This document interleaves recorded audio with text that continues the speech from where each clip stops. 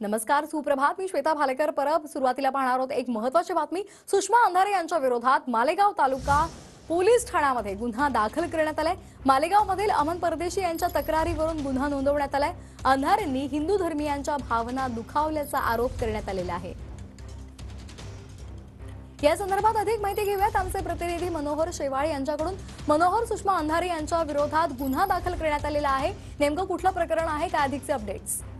श्वेता, एक नक्कीच हिंदू देवदेवतांच्या विरोधात श्री प्रभू श्रीराम व श्रीकृष्ण यांच्या विरोधात अश्लील शब्द आणि वेगळ्या शब्दात एका मुलाखतीमध्ये देवदेवतांचा अपमान केल्याचं, मुद्दाम हिंद दर्जाचा शब्द वापरल्याचा, प्रयोग केल्याचा अमन परदेशी यांनी आरोप केला. त्या पार्श्वभूमीवरती अमन परदेशींनी मालेगाव तालुका पोलिसांमध्ये गुन्हा दाखल केले. ज्या पद्धतीने ललित पाटील प्रकरणात सुषमा अंधारेंनी अमन परदेशी फोन करत असल्याचा आरोप देखील केला. त्यानंतर अमन परदेशी यांनी सुषमा अंधारेंच्या अब्रू नुकसानीच्या बरोबरच आता पुन्हा फिर्याद देखील दाखल करण्यात आलेली आहे. त्या पार्श्वभूमीवरती मालेगावमध्ये दिवसेंदिवस उबाटा गटाच्या अडचणी वाढताना दिसत आहेत.